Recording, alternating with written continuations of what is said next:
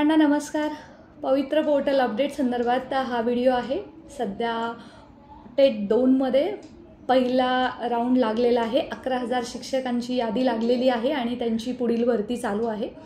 त्याचबरोबर जो convert round आहे तो कधी लागेल, त्याच्यामध्ये किती जागा असतील आणि इंटरव्ह्यू राऊंड कधी लागेल, आणि आपला एक सर्वात महत्त्वाचा जो सर्वांना प्रश्न भेडसावत आहे की जी नवीन आचारसंहिता लागते पदवीधर निवडणुका संदर्भात, शिक्षक निवडणुका संदर्भात, त्याचा या शिक्षक भरतीवर परिणाम होईल का? तर मित्रांनो, मी प्राध्यापक बालुशा, मी तुम्हाला या संदर्भात जो फॉलोअप घेते त्या संदर्भातले नक्कीच उत्तर देण्याचा प्रयत्न करेन। मित्रांनो, पहिल्यांदा आपण बघूया की जो 11,000 शिक्षकांची जी नियुक्ती झालेली आहे त्या संदर्भात समुपदेशन किंवा डीव्ही किंवा त्यांची नियुक्ती त्या संदर्भात सध्या जिल्हा परिषद स्तरावरती काम चालू आहे आणि त्या संदर्भात ज्यांच्या नियुक्त्या किंवा समुपदेशन बाकी आहे त्या संदर्भात सुद्धा आयुक्त कार्यालयातून व्हीसी घेण्यात आली आणि त्यांची ती प्रोसेस आता सुरू होत आहे।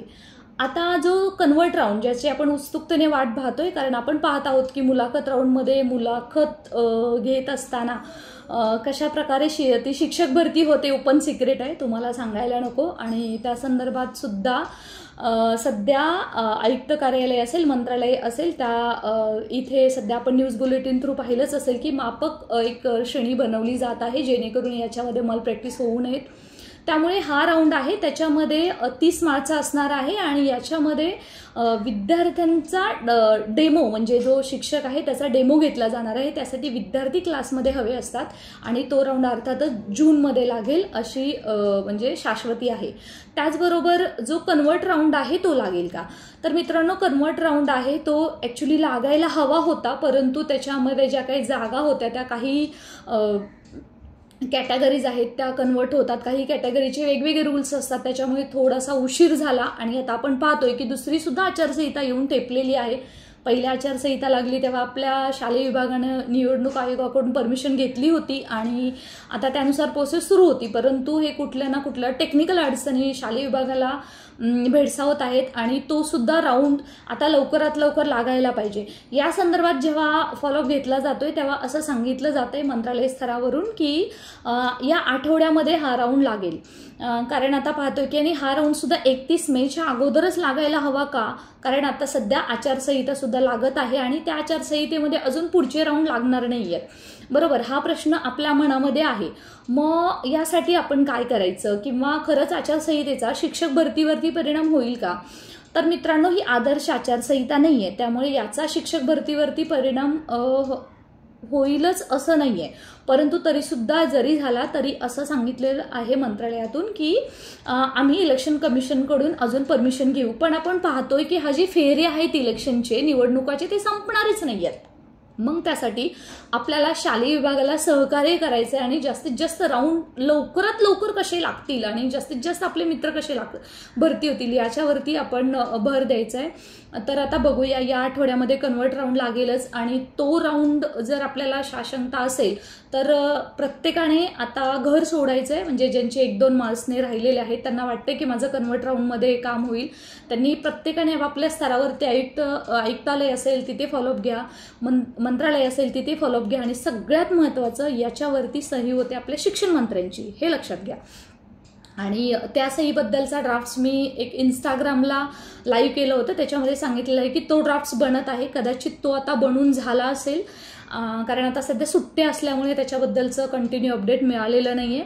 त्यामुळे तो जर बनून झाला असेल तर तो आता प्रस्ताव मंत्र्यांकडे सहीला जाईल आणि अर्थातच की सोमवार ते ह्या म्हणजे गुरुवारपर्यंत सही व्हायला पाहिजे आणि तो राऊंड लागायला पाहिजे। या संदर्भात सुद्धा आजही अपडेट विचारलं असता असे सांगितलं जाते की नाही, हा राऊंड आम्ही जास्तीत जास्त लवकर लावण्याचा प्रयत्न करू। त्यामुळे मित्रांनो, कन्वर्ट राऊंड तरी सुद्धा म्हणजे कोणावरती विश्वास न ठेवता कदाचित आपल्याला असं उत्तर दिलं जाईल की सध्या इलेक्शन कमिशनची परमिशन नाहीये म्हणून आम्ही लावू शकत नाहीये, असं सुद्धा मंत्री बोलू शकतात जेव्हा तो प्रस्ताव मंत्र्यांकडे सहीसाठी जाईल, हे लक्षात घ्या। त्यामुळे तो सुद्धा तिथं अडकू शकतो आणि जर परमिशन नसताना राऊंड लागला तर नंतर भरती अजून कोर्टामध्ये अडकू शकते। त्यामुळे तसं शालेय विभागाला करायचं नाहीये। अधिकारी सर्व खरंच काम करतात आहे, त्यांच्या कार्याला सलाम, ते कंटिन्यू कसोशीने प्रयत्न करतात आहे, परंतु आपलं सुद्धा सहकार्य हवं आहे। त्यामुळे फॉलोअप घेणं किंवा ज्यांना शक्य असेल त्यांनी मंत्री महोदयांकडून सुद्धा तुम्ही फॉलोअप घेऊ शकता आणि त्यांना आपले प्रश्न सांगू शकता. आता शेवटचा प्रश्न आहे तो म्हणजे कन्व्हर्ट राऊंडमध्ये जागा किती येतील. तर मित्रांनो, एक लक्षात घ्या, जो कन्व्हर्ट राऊंड आहे त्यासाठी जो प्रस्ताव पाठवला आहे त्याच्यामध्ये 5,000 प्लस 5,700 प्लस जागा आहेत असा पाठवलेला आहे. परंतु त्याच्यामध्ये सुद्धा असं बोललं जाते की 10% कपात होईल का, परंतु ऑलरेडी 10% कपात होऊनच तो राऊंड लागला होता, जो पहिला राऊंड लागला होता. 11,000 प्लस शिक्षक जे लागले होते टेट 2 मधला.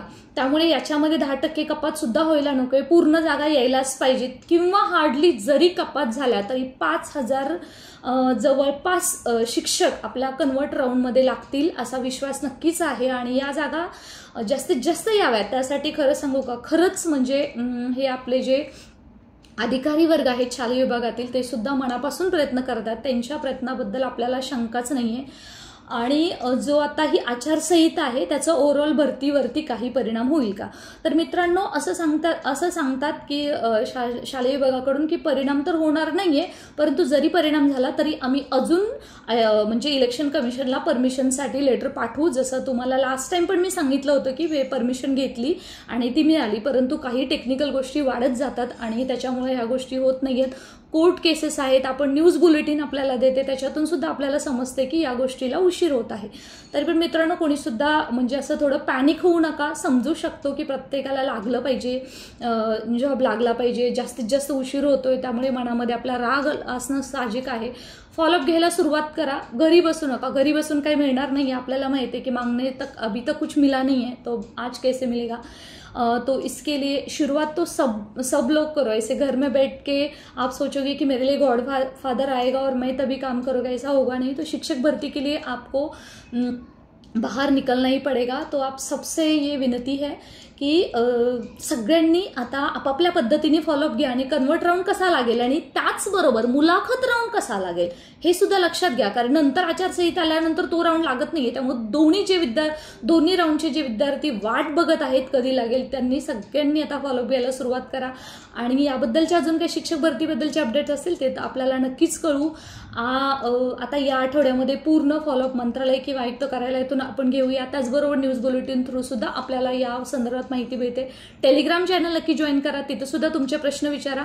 खूप सारे मेसेज येतात आहे. आणि जेव्हा इन्स्टाला लास्ट टाइम व्हिडिओ अपलोड केला होता तेव्हा सगळेच म्हणत होते की मॅडम यूट्यूबला करा, कारण तिथे आम्हाला थोडंसं आमच्याकडे अकाउंट आहे, आम्ही पाहू शकतो. म्हणून मित्रांनो, हा छोटासा प्रयत्न आहे आणि असंच आपण एकत्र राहून ही भरती प्रक्रिया जास्तीत जास्त मग पुढचे जे राऊंड्स असतील तेव्हा 10% जागा कपात असेल, साधन व्यक्ती असेल किंवा 50% 2017ची जी जागा कपात झालेली आहे ती भरती असेल त्या संदर्भात सुद्धा आपण फॉलोअप घेते. So stay connected.